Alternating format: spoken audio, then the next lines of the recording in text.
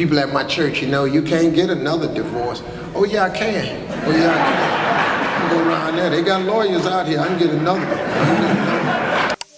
When something like this happens, our motto has always been to never address bloggers. Right. And we don't give it no room or steam. No life. No, nothing, because we know who we are and we know whose we are.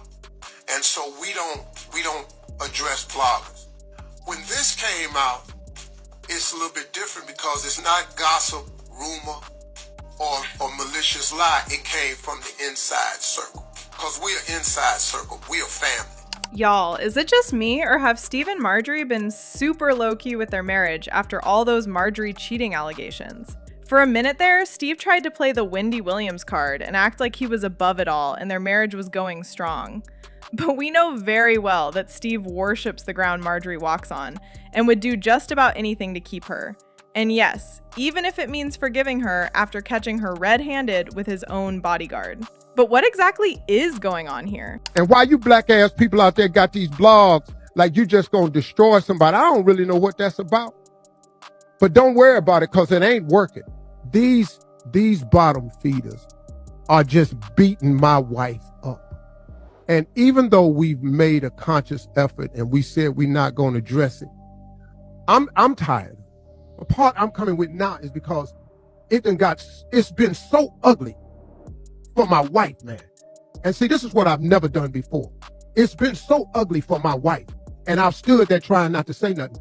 In case you missed it, reports started popping up that Marjorie was cheating on Steve with his bodyguard and personal chef. And on top of that, she had filed for a divorce and was demanding $200 million and to expose all his secrets. And there was a lot to be spilled. First, do y'all remember how Steve and Marjorie tell their love story? They first met at one of Steve's shows when he was an upcoming no-name comedian.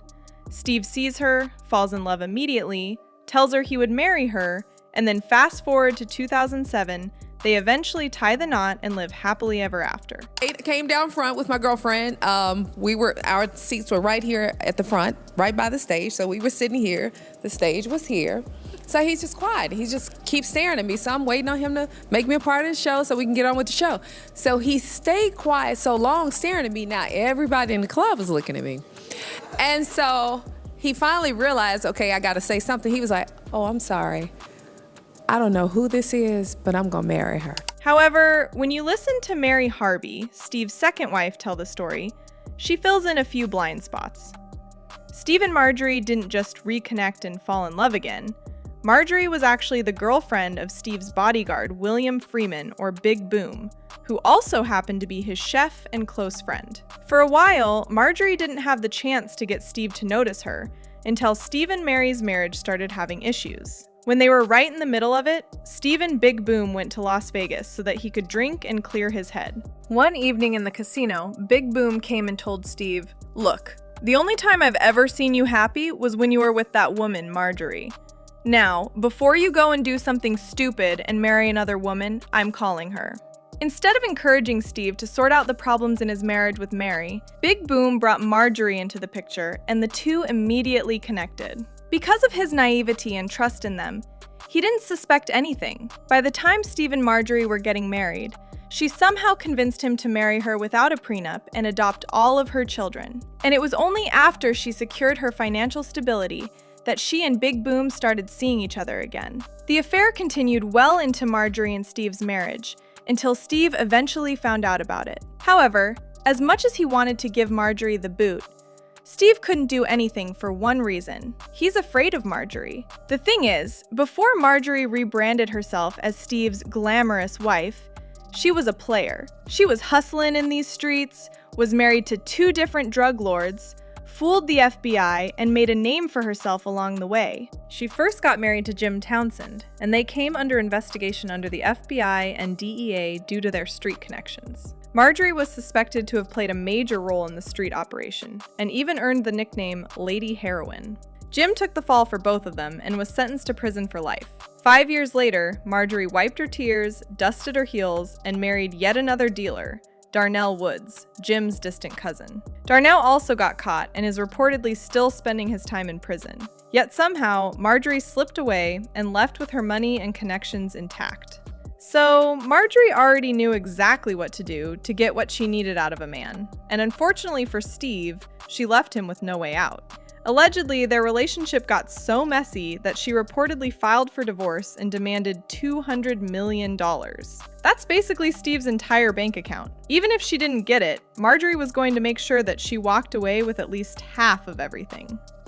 Apart from dealing with Marjorie, Steve also had Big Boom to worry about. Big Boom has been with Steve for years and has seen his ups and downs, particularly the moments when he was desperate enough to do anything to secure an opportunity or movie role. Remember that time Bernie Mac blasted him for running around Hollywood trying to take his role in Ocean 11? Told me something, I believed it because he never lied to me.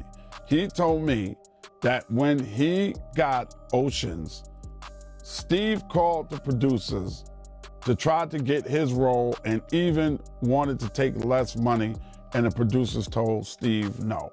That's what Bernie told Ed Love. Big Boom knows where all the bodies are buried and has evidence of Steve's attempts to blackball and steal from other comedians in the industry, and his deals with high-profile industry men to get business deals.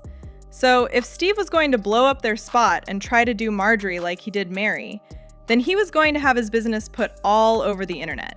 And Steve was not going to risk his career and image when he could just keep quiet and allow Marjorie to continue to do her own thing in private and play the role of a loving wife for all to see. That's why he kept quiet about it for so long, and even went out of his way to defend her fiercely against the rumors. Marjorie is the one holding all the cards, and she is not the type to pity a man or think twice about walking away. Shirley Strawberry, Steve's co-host, also confirmed this on a prison voice call with her husband that got leaked. She claimed that Marjorie doesn't allow anybody to come close, and they are all afraid of her, including Steve, and he wouldn't do anything to cross her. Wouldn't have done it. No, you know he's scared. Damn, sure right. God, what you say? You know he's scared. God, all of that, yeah. But yeah, everything. I knew I wasn't supposed to be in there, but he brought us in, so I said okay. But I mean, I'm glad he did because it gives you a chance to dream. You know, he was happy to see us. Okay, all right, okay. He always invites us over there. We don't never go. Wow. Yeah. That's good. Because I don't even know if she's there, and nope. But do y'all know the irony of this situation? Now that Steve has the courage to speak out about his wife cheating on him, no one can even be bothered to feel sorry for him. Now, I know cheating is bad and all that, but when it comes to Steve, you can't help but feel a bit giddy that he got his karma with this one. He abandoned his first wife, Marcia, and their kids because he believed that they were holding him back. And he basically had Mary's son, Winton, taken away from her as soon as they got divorced and found a way to ruin her financially through their divorce. Steve did not show up. I was standing there alone with his attorney, at least the attorney that was representing us. He did not show. And the judge said, okay, you're divorced. That was that. The not having closure part was really devastating. But on top of that, he took my Winton. Took my Winton from me. He turned my son against me. Had me evicted from our house. Thrown out. All the businesses, all the money, the cars, at a moment when I was down and devastated. So, Marjorie playing Steve like a banjo is exactly the karma he deserves for the way he's used and discarded people along the way. Marjorie knows everything about Steve's shenanigans, but I'll bet Steve doesn't know about all of Marjorie's skeletons. I'm not mad at Marjorie for what she has done to Steve. She is doing her job. She's bad karma, not his loving soulmate. Marjorie did this because she's been a player her whole life. In other words, she was about that money bag. He can't play the victim because what you put out is what you get. Do you guys think Marjorie is ever going to wake up one day and go through with the divorce? Sound off in the comments and make sure to like and subscribe, and I'll see you in the next video. Bye, baddies!